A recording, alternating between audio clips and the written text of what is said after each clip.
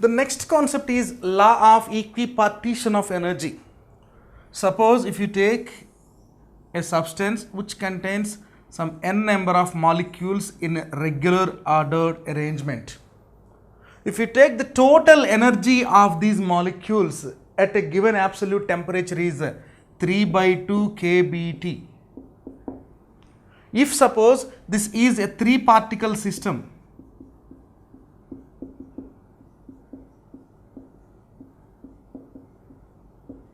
each particle is moving with a kinetic energy called half mv square. So in this case, if it is a 3-particle system, let us suppose the kinetic energy of the particle which is moving along x direction is half mvx square. The kinetic energy of the particle which is moving in the direction of y is half mvy square. At the same time, the kinetic energy of the particle which is moving along the z direction is half mvz square. So the total energy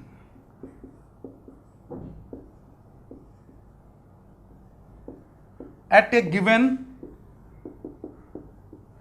absolute temperature is equal to half m vx square plus half m vy square plus half m vz square is equal to 3/2 kBT.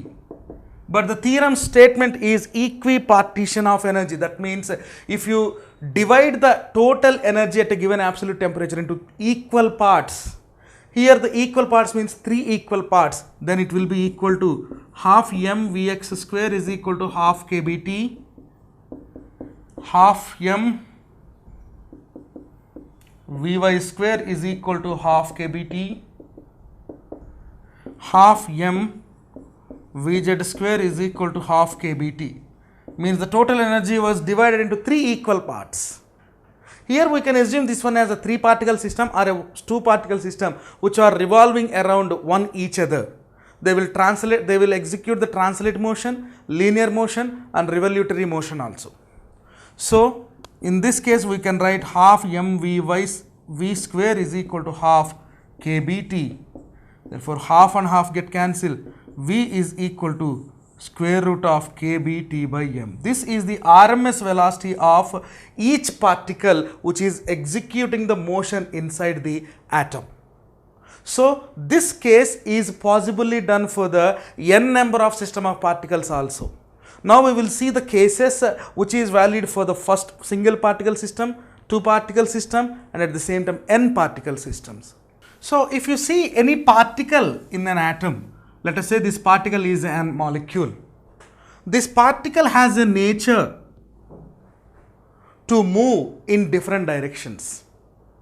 That means it has the ability to move in the free space. If it is a single particle and it is moving in a single direction, then we can say that it is linearly moving. It's a linear motion. Once a particle is placed on a straight slope, maybe on an inclined plane, it executes only linear motion.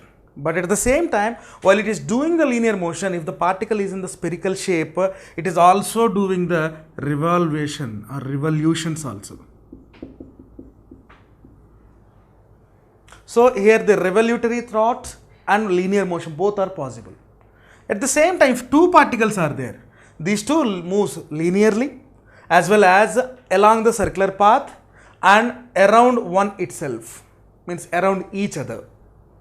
That means there are 3 possible ways for a particle to move with respect to another reference point. The number of ways where a particle can move freely or can rotate freely is called degree of freedom.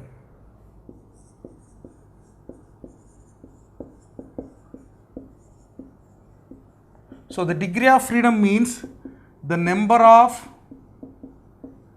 possible or easy ways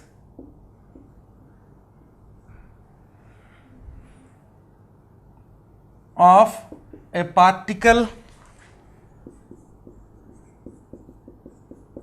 to move in a given path without any obstacles.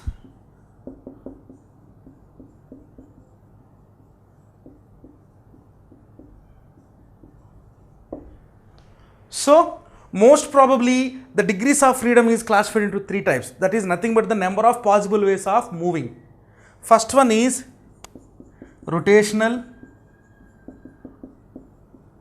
Second one is translational. Third one is vibrational. There are three possible ways for the motion of an object or a particle which is in a given space. For some particles, they exist 2 degrees of freedom. For some, remaining 2. For some particles, all 3 are possible. So, if you see the example of O2 or N2 molecules, there are 2. These 2 contains 2 different types of motions. One translational motion and as well as rotational motion also. Translational motion, in translation motion, energy related to the translation motion is kinetic energy. E translation is equal to half mv square. At the same time, E rotational is equal to rotational kinetic energy. The formula of rotational kinetic energy is half I omega square. If the particles executing one translation and one rotation, then the total energy is half mv square plus half I omega square. If 2 translation and 1 rotation, 2 into half mv square plus half I omega square. Such like that, we can see the different states of degree of freedom for given molecules in a given free space. So, if you see the O2 or N2 molecules,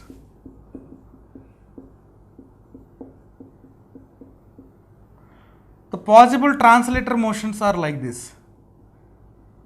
This is the rotatory axis. Only one molecule is rotating on the circumference of the circular path. If it is 2, then we can assume the path like this.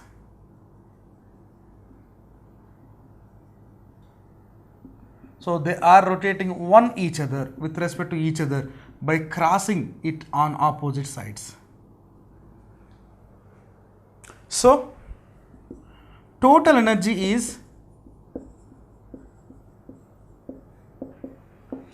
E translational plus E rotational. Translation is possible in 3 directions: x direction, y direction and z direction also, because we can draw the velocity vector along the z axis. That's why E translation will become half m vx square plus half m vy square plus half m vz square. But the rotation is possible in clockwise or anti-clockwise direction. That's why half I1 omega 1 square plus half I2 omega 2 square. Some cases are exception of this condition. If you take a case of a rigid rotor, nothing but the oxygen molecule along with any other molecules, nothing but the carbon monoxide. So, whether it is carbon monoxide, 1 carbon, 1 oxygen. In this case, what we can understand is carbon molecule and oxygen molecule can rotate or can travel in the translation direction and can rotate one each other. So, in this, and they can vibrate at some external temperatures which are above the absolute temperature scales. So, in this case, we can assume E vibrational case plus E rotational case plus E translational case also. So, for a rigid rotor, it is traveling along the straight line path, that is E translational. The energy associated with the straight line path is E translational. While it is rotating about a fixed point, the energy associated with it is E rotational. While it is vibrating with respect to its mean positions towards the extreme to the towards low, then the energy associated is E vibrational. The energy, maybe it is a 3 types of difference or 2 different types, whatever it may be, the energy is equally divided in each phenomena. This is called law of equipartition of energy. In each case, the energy is equal to half kBT with respect to temperature, and it is equal to half mv square. If it is a single molecule, it has only two types of energies. One is translational, second one is vibrational. If it should rotate, there should be a fixed point. Otherwise, those three cases are not possible, only two cases are possible. The number of ways where a particle can move freely within a given space without any restrictions is called degrees of freedom. It is represented by a term called capital N. In some versions of the textbook, it was represented by capital K also. The next concept is specific heat capacity.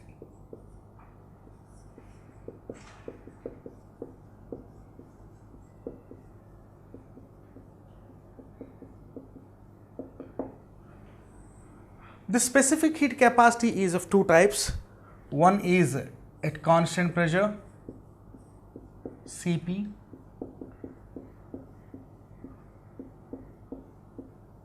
second one is at constant volume.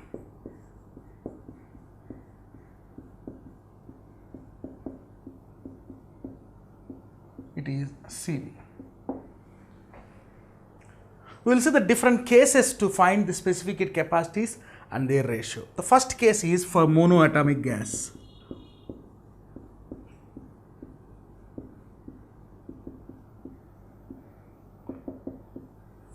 Monoatomic means the gas which contains only single atom. It has 3 degrees of freedom.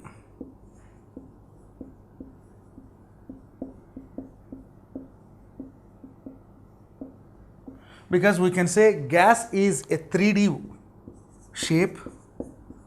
That's why in some versions we can say it as a 3D gas. Then in this 3D shape, we can assume the energies through vibrational, rotational and translational also. Rotating about the circular path of the center, translation along the radius vector, vibrational at a given temperature which is above the absolute scale. So in this case, the single atom which is inside the monoatomic gas has 3 degrees of freedom. Therefore, the total energy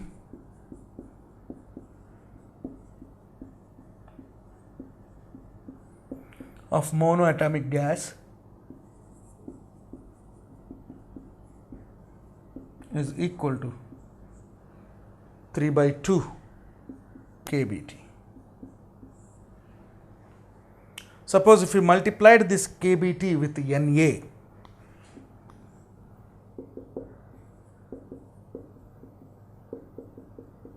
then this will be equal to 3/2 Na kBT. This is equal to 3/2 RT. What is the need to multiply with Na, where Na is the Avogadro number. Avogadro number means the total number of molecules in a given atom. So 3/2 RT is the total energy. So now we can find out the specific heat capacity at constant volume. So the specific heat capacity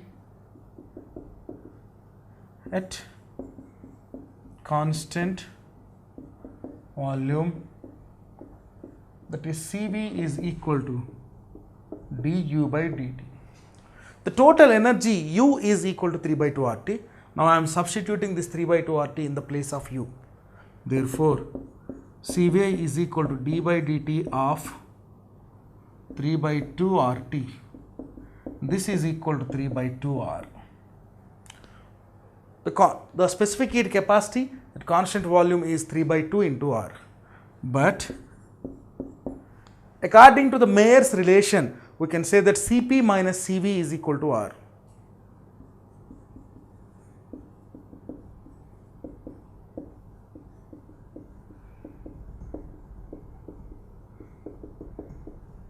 Cp minus Cv is equal to R.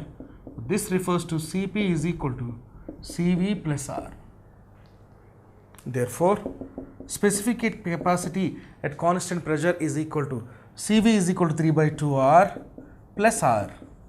nothing but 5 by 2 R. Now the specific heat ratio or specific heat capacities ratio is equal to specific heat capacities ratio.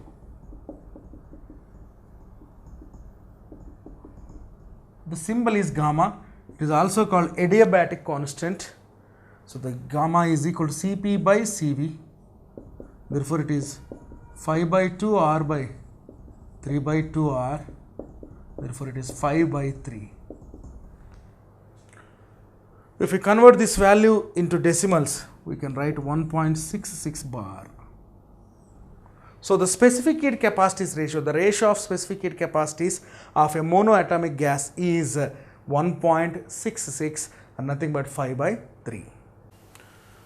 Next we should find out the specific heat capacities ratio for a diatomic gas.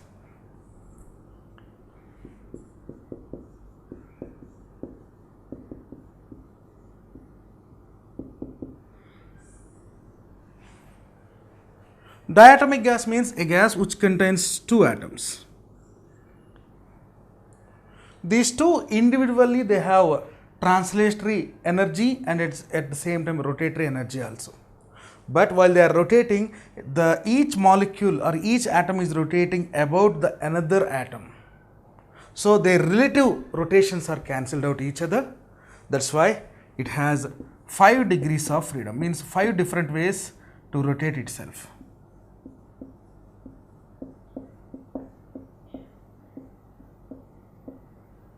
In case of 5 degrees of freedom, the total internal energy of the system is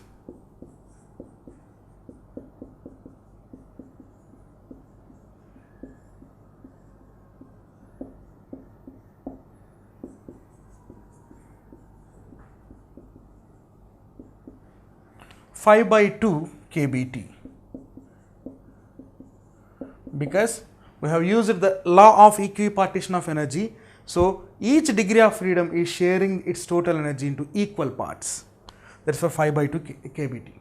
Total means we should multiply with Avogadro's number. That's why it will change like 5 by 2 Na kBT, that is equal to 5 by 2 RT. This is total internal energy. Now the specific heat capacity at constant volume is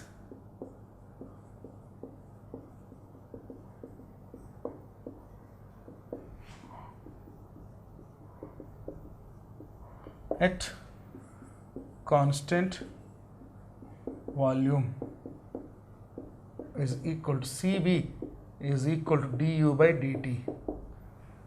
Therefore it is d by dt of 5 by 2 RT. Therefore Cv is equal to 5 by 2 R. As usual, from Mayer's relation, Cp is equal to Cv plus R. Therefore, specific heat capacity at constant pressure is equal to 5 by 2 R plus capital R.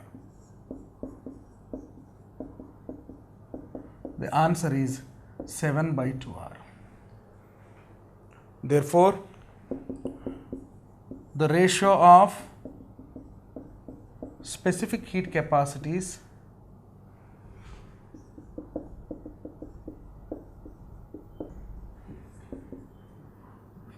is equal to gamma, that is equal to Cp by Cv. We can say that gamma is also an adiabatic constant.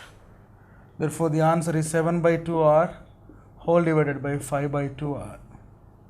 Therefore, the answer is Cp by Cv is equal to gamma is equal to 7 by 5. That is nothing but 1.4. So for a diatomic gas, the ratio of specific heat capacities is exactly equal to 1.4 or 7 by 5. So next we will see the special case in the diatomic gases. Some diatomic gases are not rigid. So additionally, they have a vibrational mode also. So if diatomic gas is not rigid, additionally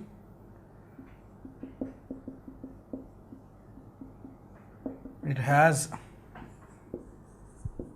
vibrational mode also.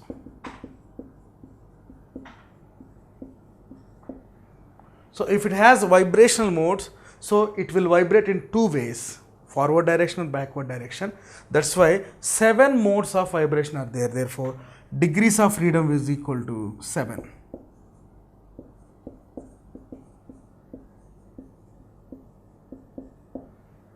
So therefore, the total energy of the system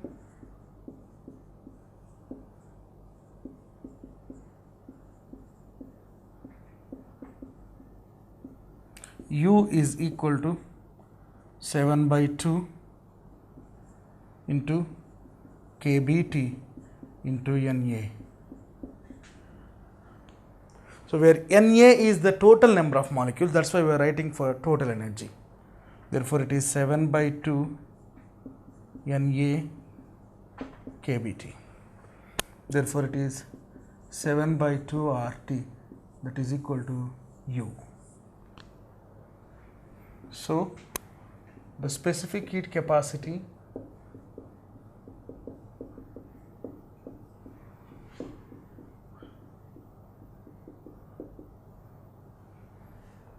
at constant volume is equal to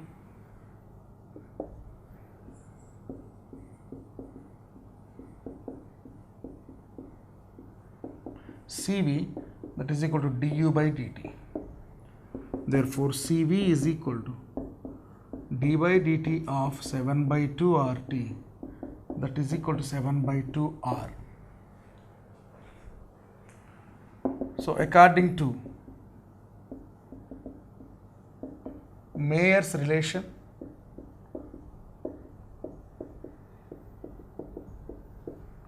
Cp is equal to Cv plus R. Therefore, it is 7 by 2 R plus R, nothing but 9 by 2 R. Therefore, the ratio of specific heat capacity is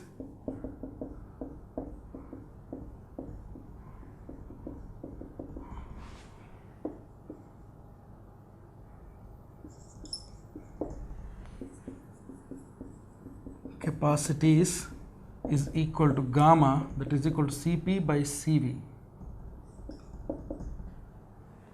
So the answer is 9 by 7, because we can write 9 by 2R by 7 by 2R, R get cancelled, we will get 9 by 7. Approximately this answer will give 1.18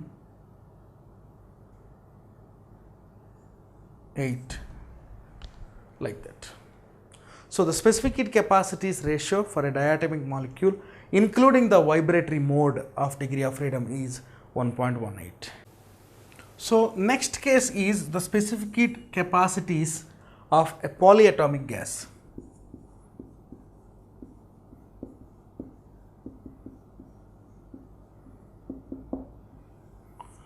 Poly means many, more than 2.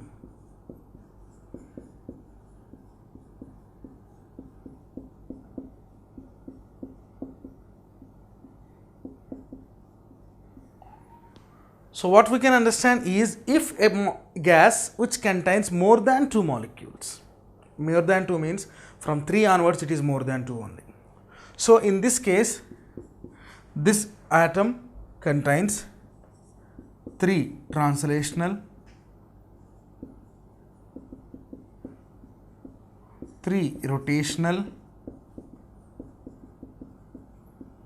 and as well as 1 or more vibrational also.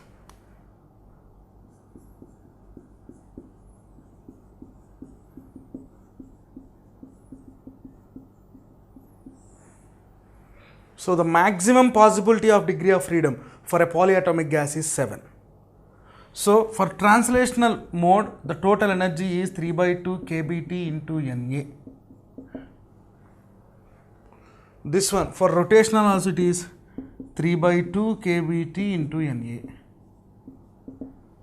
Let us say one or more in the vibrational, we don't know the guarantee value, the exact value. That's why I am writing this one as F. Therefore, it is F kBt into Na. The total energy is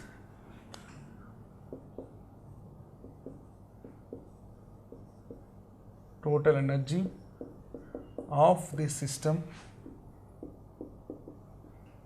is equal to 3 by 2 kBt, which is translational, plus 3 by 2 kBt, which is rotational, plus F kBt, which is vibrational, into Na.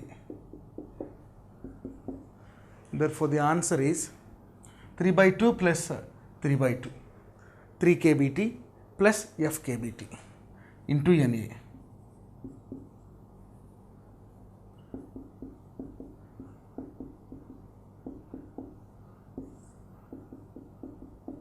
Therefore, it will be 3 plus F RT, where F is equal to degree of freedom. So, Cv is equal to du by dt.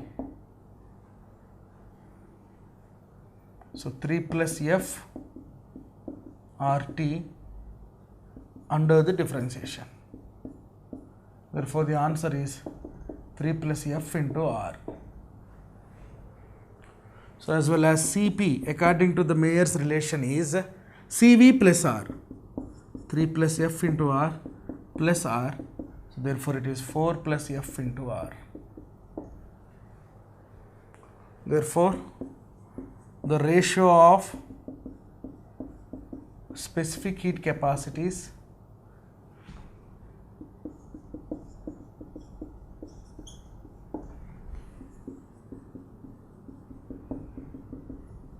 is equal to Cp by Cv, that is equal to 4 plus F by 3 plus F, where F is equal to degree of freedom.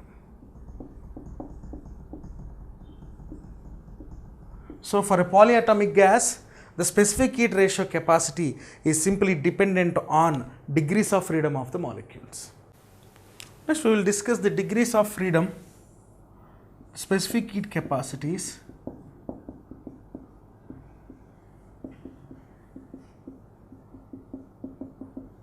of a polyatomic gas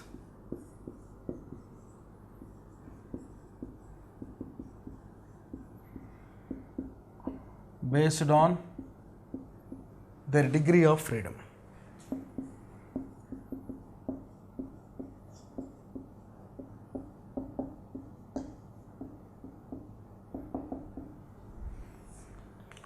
Take 1 gram mole of gas.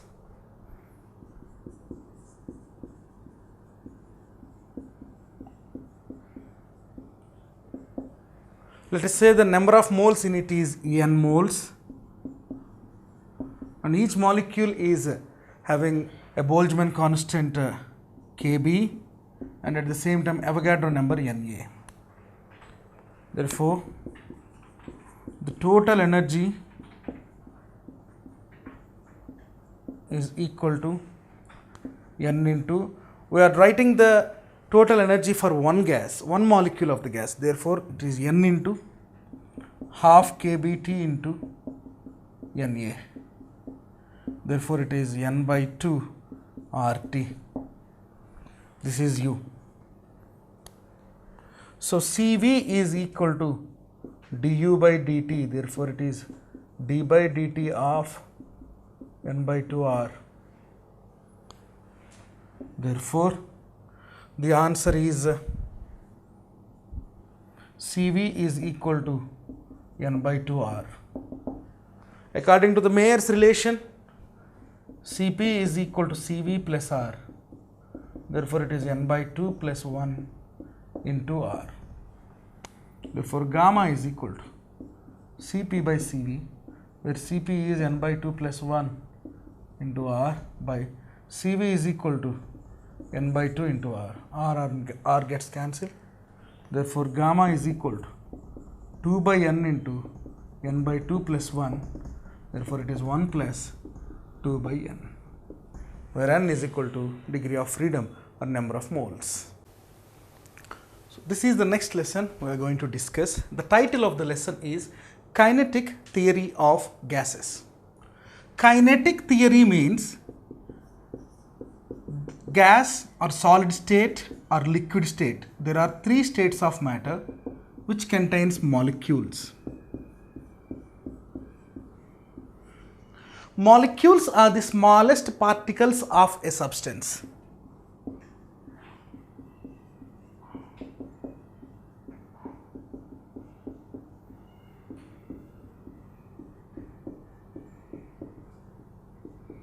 Based on the arrangement of molecules, the matter is classified into three types. First one is solid category, second one is liquid category, third one gaseous state. This is the general introduction, we know this. The introduction for this lesson is kinetic theory. Kinetic theory is based on the molecular arrangement in the different states of matter.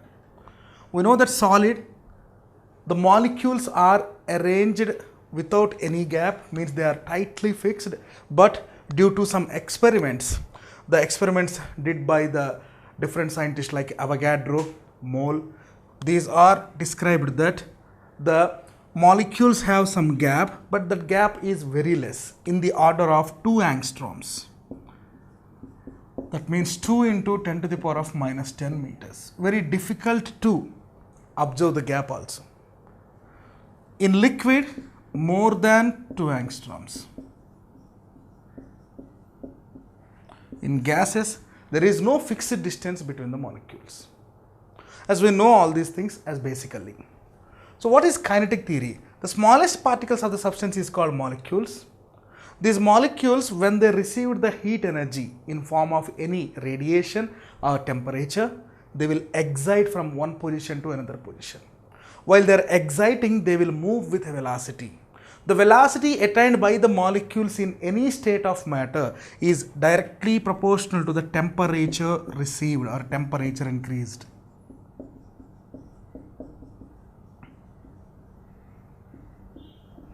So if temperature goes on increasing, the velocity attained by the molecules goes on increasing. In this case, the molecules in any state of matter will travel with enormous velocity. If a body is moving with some velocity, it possesses kinetic energy. So kinetic theory of gas means all gas molecules at a given temperature will possess a fixed kinetic energy. That's why this theorem is called as kinetic theory. It was proposed by Maxwell and Boltzmann, the two great scientists, which has explained the mean free path of the molecules and different physical quantities that are associated with the molecular motion in every state of matter. So in this case, solid gap is 2 angstrom, liquid's gap is more than 2 angstrom, gaseous more than 2 angstroms, and the distance is not fixed. Where the gap is very less, that's why we can expect more intermolecular force.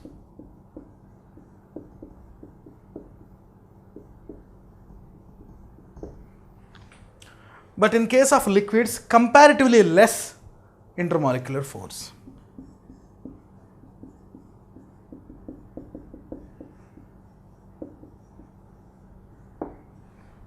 But in gaseous molecules, it's very difficult to assume the intermolecular force because they are separated by infinite distance. The force between the molecules of solid or liquid or gaseous state is based on the concept of gravitational force or Coulomb's inverse square law. In gravitational force or Coulomb's inverse square law, both the forces are inversely proportional to the square of the distance. Where in gravitational force it is associated with the masses and gravitational constant, but in electrostatic force nothing but the Coulomb's inverse square law. It is associated with the permittivity of the free space with charges. That is the only difference, but the ratio is common. That is nothing but 1 by r square in case of both the forces. As r increases, the force will decrease. That is actually happening in the different states of matter. So, if molecules are the smallest particles of the substance, atom is the smallest particle of molecules. In this atom, we can expect subatomic particles also. Now, the behavior of these molecules and atoms in gases, this will be explained by kinetic theory. So, the temperature is a physical quantity which is varying from one part of the molecule to the another part of the molecule, but the remaining physical quantities that are associated with the gaseous motion are pressure, volume.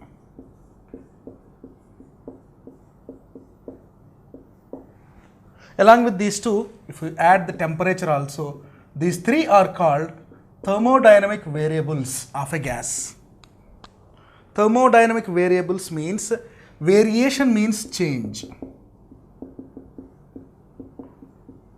Means these three physical quantities keeps on changing in a thermodynamic process. But how it is related when they are changing to one each other? These are explained by the gas laws.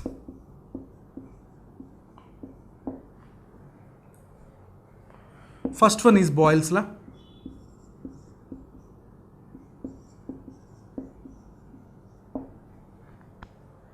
Second one is Charles' law.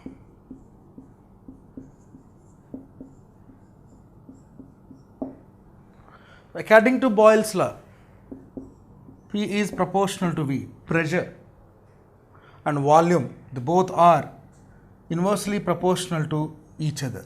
If volume increases, pressure decreases. If you see the size of the room, there are two rooms or two chambers which have different sizes. Try to immerse the same number of molecules in the two chambers.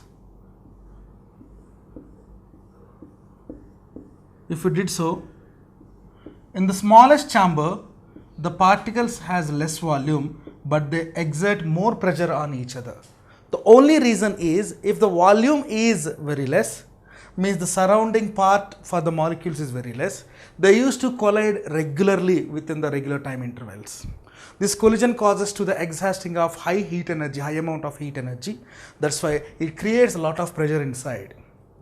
But if you see the chamber which has the lengthy structure, then there is a possibility for the collision, but time of collision is very less.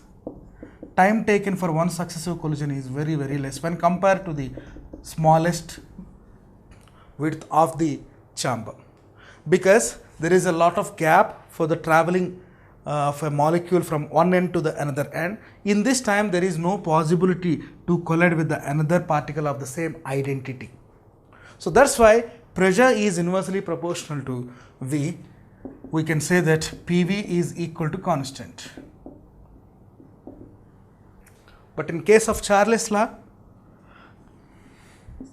pressure is proportional to T. If temperature increases, pressure increases. So if you add the both laws which are applicable to the gaseous motion of the molecules, PV by T is equal to constant. If this gas contains some n number of molecules, so therefore we can write PV is equal to nRT, where R is equal to gaseous constant.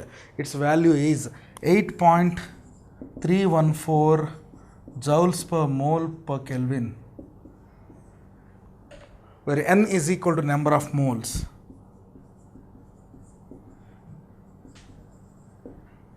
This is called ideal gas equation. Before going to discuss about the ideal gas and real gas, we can say that in a given activity, the average value of pressure, volume and temperature is constant. Average value means initial plus final by 2. So whatever may be the total process, these thermodynamic variables are constant throughout the process averagely. So this is one of the important point in the kinetic theory of gases. Next we will discuss the nature of real gas and ideal gas based on the thermodynamic variables. The next concept is ideal gas.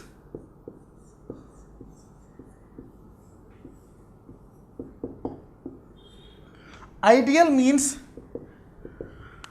it is some special condition, just we are assuming that condition may not be available naturally, may not be possible to see it naturally. Ideal gas means there is a gas and it is also called as a perfect gas.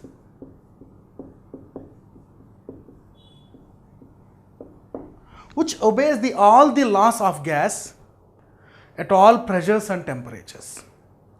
The gas laws are Boyle's law, Charles' law, and Gay-Lussac law. These are the three major laws which are explained to understand the concept of motion of gaseous molecules. So these three laws are the main. If any gas which satisfies these laws at any pressure and temperature, at any given pressure and temperature, is called an ideal gas. The gas which obeys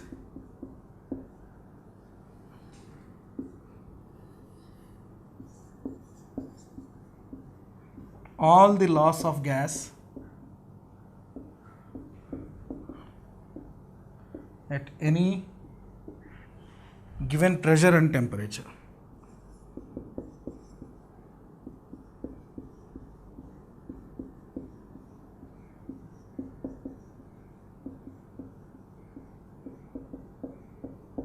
At any means we can write at all. But naturally, this case is not possible for any gas. Mostly all gases will act as perfect gases or real gases when the temperature is not too much high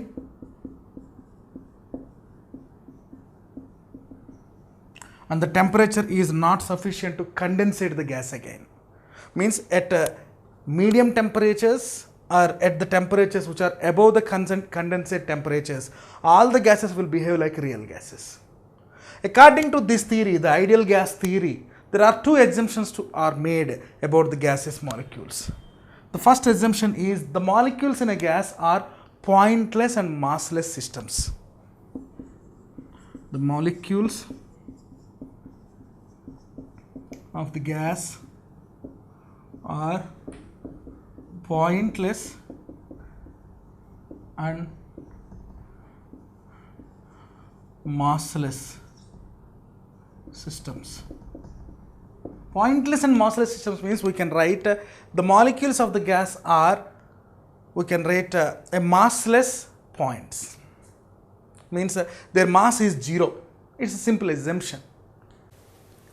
There is no internal force of attraction or repulsion, nothing but there are no intermolecular forces between the molecules of a ideal gas.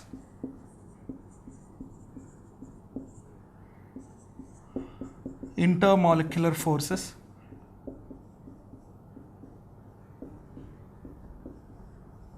between the molecules of ideal gas.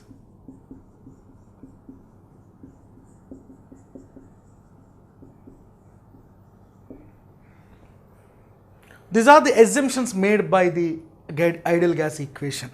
And one more thing we can say that if the gas behaves like a real one, maybe an ideal gas which is behaving like a real one, as long as the pressure density are not too much long and at the same time if the temperature is just below the condensation, then all the gases will behave like real gases. So ideal gas is just an ideal example. All the gases exactly above the 273.15 degrees Celsius, nothing but the triple point of water, they behaves like real. The next concept is behavior of gases at different pressures and temperatures.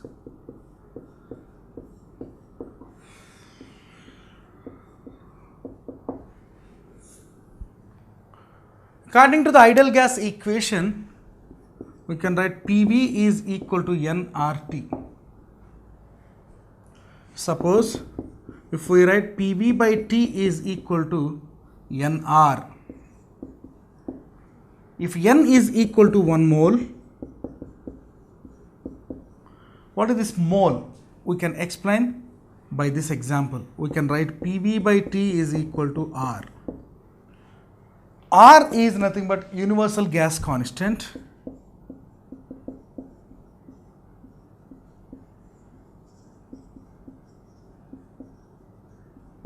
This R can be written as NKBT. Therefore, PV by T is equal to NKB. Because this T is coming to this side, so PV is equal to NKBT. So P1 V1 by T1 is equal to P2 V2 by T2 is equal to KB. This KB is called Boltzmann constant.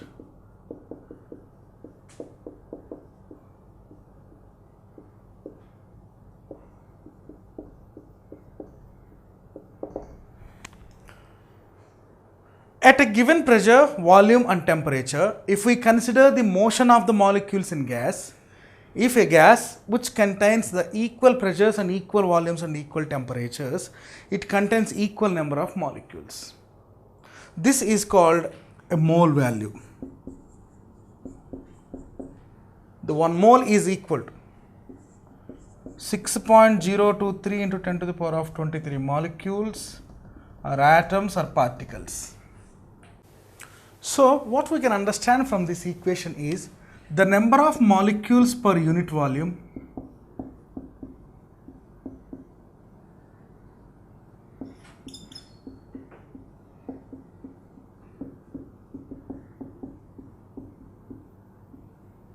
is same at all temperatures and pressures or at fixed temperatures and pressures. Is same or is constant for fixed temperatures and pressures.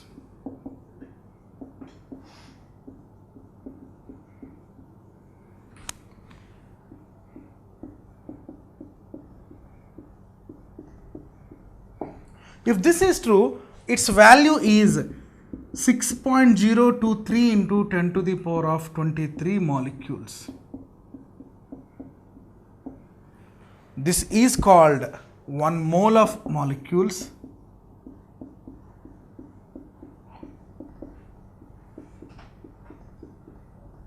So 6.023 into 10 to the power of 23 molecules is called 1 mole of molecules.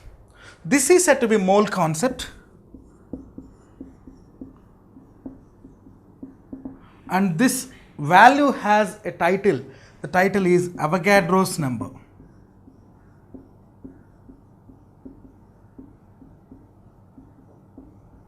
Avogadro's number is number of particles or molecules or atom which contain in 1 mole of a gas at fixed temperatures and pressures. Then what is the volume or mass of that gas at this fixed temperature and pressure? That is equal to 22.4 liters. So, a gas which contains 1 mole of molecules has a volume of 22.4 liters. So, at 22.4 liters of any gas that contains 6.023 into 10 to the power of 23 molecules, and nothing but 22.4 liters of any gas at STP is equal to its atomic weight.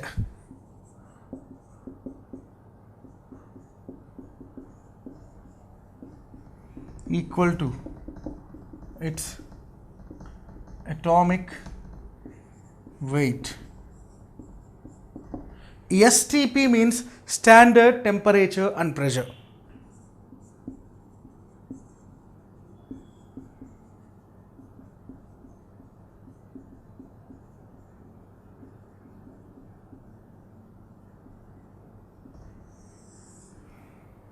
Standard temperature and pressure means the temperature is equal to 300 Kelvin.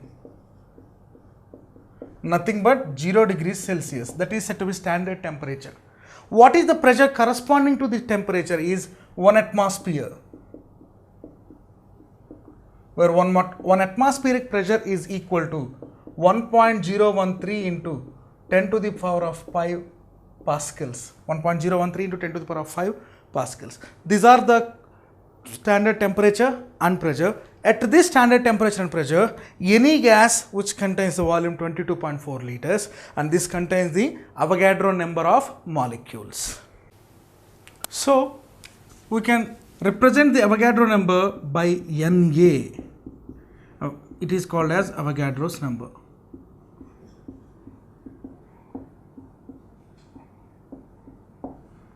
According to the ideal gas equation, we can write PV is equal to nRT.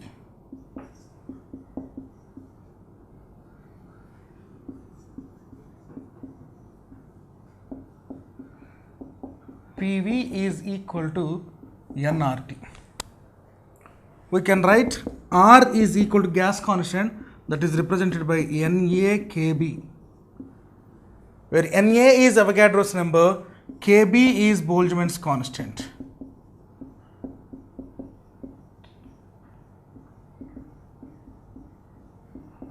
Now we will derive the values and units of this Boltzmann's constant by using this ideal gas equation.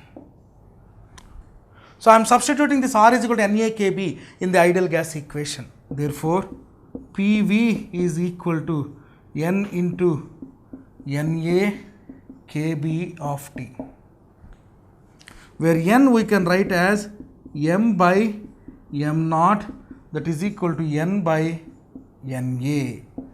What is this M naught, N, Na? Where M is the mass of a gas which contains N number of molecules, where M naught is the mass of the gas which contains Avogadro number of molecules.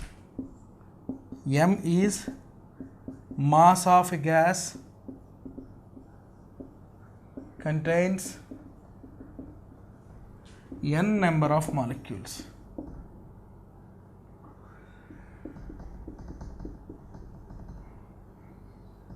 You can write N number of. M naught is mass of the molecules or mass of the gas contains Na number of molecules, where Na is Avogadro number.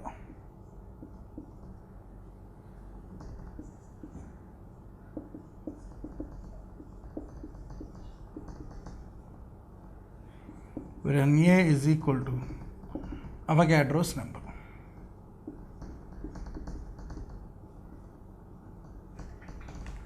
We know that the Avogadro's number is 6.023 into 10 to the power of 23. By using the values of this N, Na, M, M naught in ideal gas equation, we can find out the Kb value.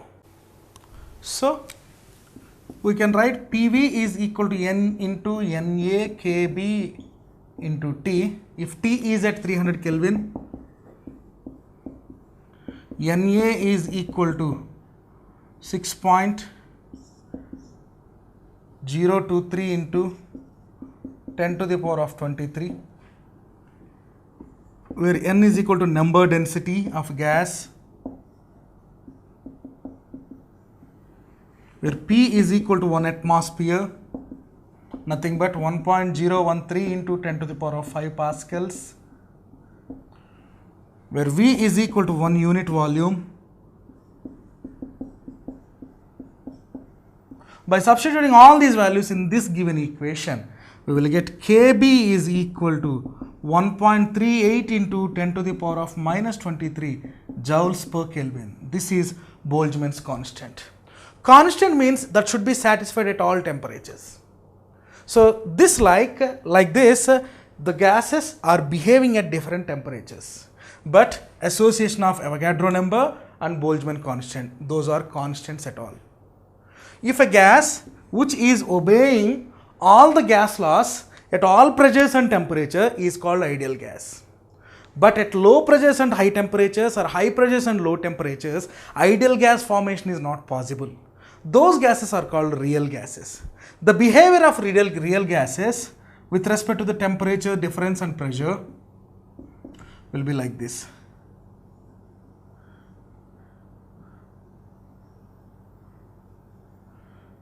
If it is ideal gas, we will get a straight line which is parallel to the x-axis.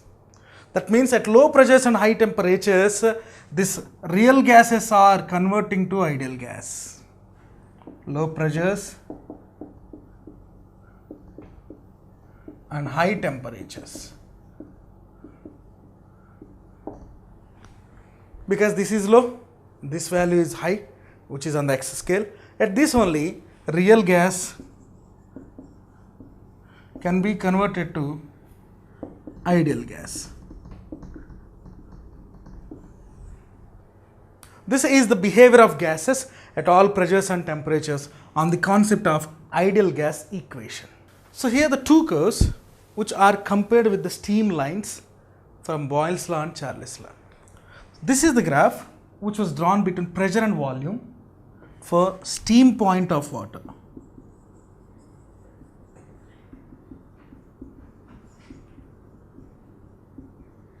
The solid lines represents the pressure and volume relationship when the water is steaming. But the dotted lines explains the nature of these gases with respect to the Boyle's law. There is a lot of variation between the solid lines and dotted lines. Solid lines for steaming. Dotted lines, Boyle's law. So according to the Boyle's law, V is equal to constant, means P into V is equal to constant. So pressure into volume is constant. That's why at low temperatures we can see the constant nature of the dot lines, and we can see the constant nature of the solid lines also. So the solid lines for steaming, the lines, dotted lines which are under the process of steaming, they both are accepting the temperature dependence on the gases. That's why we can prove this Boyle's law on the basis of gaseous concept with the help of graphs. And here the slopes and the dotted lines both are identical to each other. That's why we can say that T1 is greater than T2 and greater than T3. Temperature T1, T2, T3. Among all, T1 is greater than all the remaining. This is explanation about the Boyle's law. If you see the Charles' law, V by T is equal to constant. So if you draw the graph between this V and T, and P and V at constant temperature, so we can say that if pressure is variation, so V is under the constant.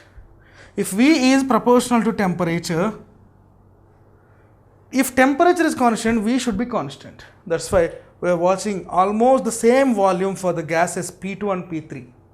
So for a given pressure, its volume is constant. Solid lines explain the same, dotted lines also explain the same. There is no such a variation when the comparison of P and V with respect to the temperature. Like this, we both can prove the Charles' law and Boyle's law on the basis of their temperature, pressure and volume concepts.